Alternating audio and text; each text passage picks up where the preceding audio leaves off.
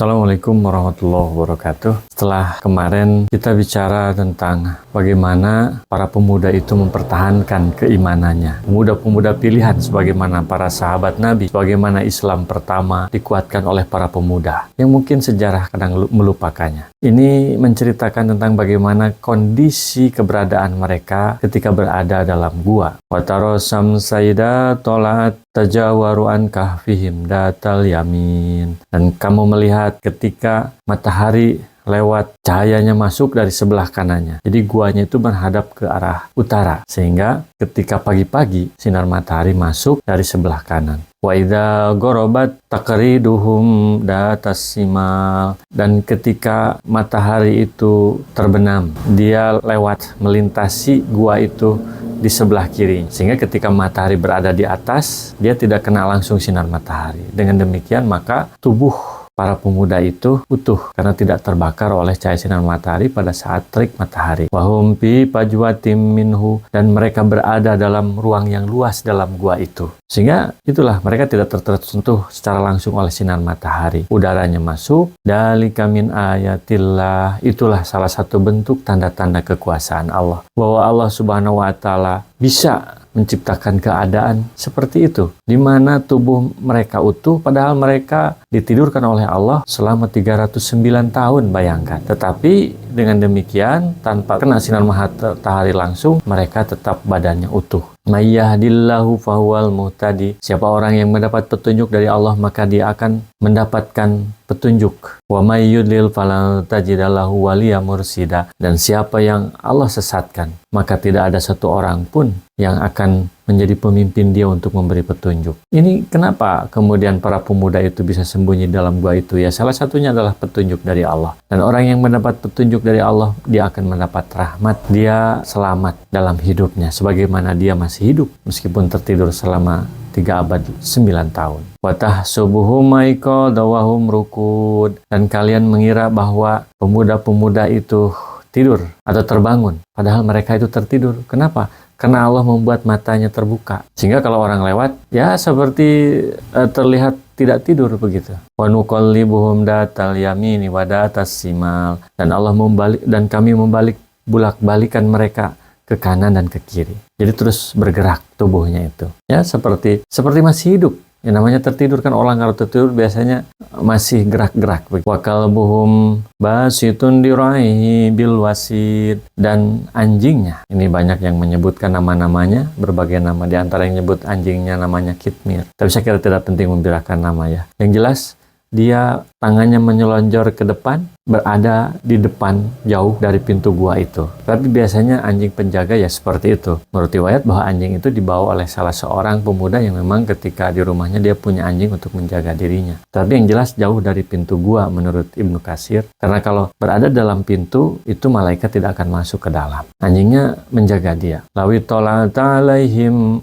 lawalaita minhum firara. Kalau kalian melihat mereka, tentu kalian akan takut. Wala mulita minhum ru'ba. Dan tentulah hati kamu akan dipenuhi dengan ketakutan terhadap mereka. Ya bayangkanlah kalau misalnya melihat dalam gua ada orang bertujuh misalnya, seperti matanya seperti tidak tidur, ya menakutkanlah untuk orang yang lihat itu. Wala mulita minhum ru'ba. Jadi kalau lihat itu takut, sehingga hikmahnya dia tidak ada yang mengganggu. Padahal dia tidur sebenarnya. Tapi orang yang lewat itu tidak mau mengganggunya karena takut kalau melihatnya itu juga. Karena matanya terbuka, tapi tidak seperti orang hidup begitu. Ya kalau kita lihat orang yang tidur aja, tapi mata terbuka kan lumayan juga. Apalagi ini dalam gua, yang tentu gua ini adalah di tempat yang tersembunyi. Karena tujuan mereka pun adalah untuk bersembunyi. Wa kadzalika ba'asnahum liyatasaalu bainahum. Seperti itulah, seperti Allah menidurkan mereka, kemudian Allah membangunkan juga mereka. Sehingga ketika bangun mereka saling bertanya. Qala qailum minhum kam labistum. Sebagian dari mereka berkata, berapa lama kita berada di sini? Qalu labisna yauman aw ba'da yaumin. Ada yang jawab, oh kita waktu masuk ke sini pagi. Ini sekarang waktu sore hari. Berarti kita di sini tuh 1 hari atau setengah hari. Jadi mereka merasa tidak lama. Padahal tidur mereka itu 309 tahun. Qalu rabbukum a'lamu bima labistum. Kemudian mereka berkata, Allah yang lebih tahu perasaan ini masa cuma sebentar gitu kan. Mungkin mereka melihat-lihat situasi di sekitar. Fab'asu ahadakum biwarikikum hadihi ilal Madinah. Setelah mereka berbincang-bincang, ini berapa lama kita berada di sini? Mungkin mereka lapar. Ya sudahlah, kita cari makanan. Kita mengutus salah seorang di antara kita untuk pergi ke kota membawa warikikum. Nah, warikikum ini adalah uang dirham, uang perak. Sebenarnya satu akar kata dengan waroko atau artinya daun, ya. Atau harta juga kadang-kadang disebut waroko. Bawalah uang ini katanya, karena mereka ketika masuk kan membawa bekal. Bawalah ke kota, falyandur ayyuha azka to'ama. Carilah makanan yang baik-baik, yang enak-enak, yang halal, yang tayyib. Kita ingin makan-makan nih, lapar nih katanya. Seharian tadi waktu tidur gak makan. Falyatikum birizqim minhu. Maka bawalah nanti kalau ada makanan itu untuk kita makan di sini. Jadikan rezeki, kita makan bareng-bareng. Walyatalatop wala yus'irunna bikum ahada. Tapi mereka masih ingat, berarti ingatan masih utuh bahwa mereka ke sana itu adalah lari menghindari kejaran Raja Decius atau Decianus ya, menurut riwayat itu. Supaya para penjaga raja itu, para orang-orang yang ditugaskan, polisi-polisinya begitu, raja itu tidak mengetahui mereka.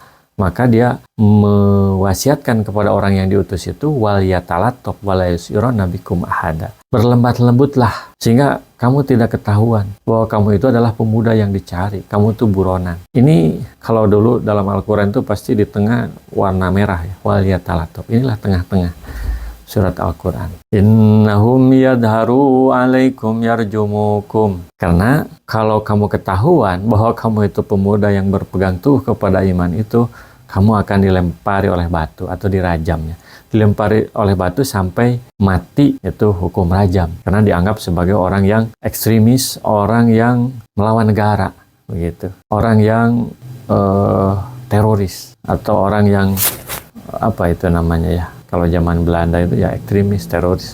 Au yu'idukum fi millatihim. Atau mereka akan memaksa kamu untuk kembali kepada agamanya dengan berbagai cara. Walan tuflihu idzan abada.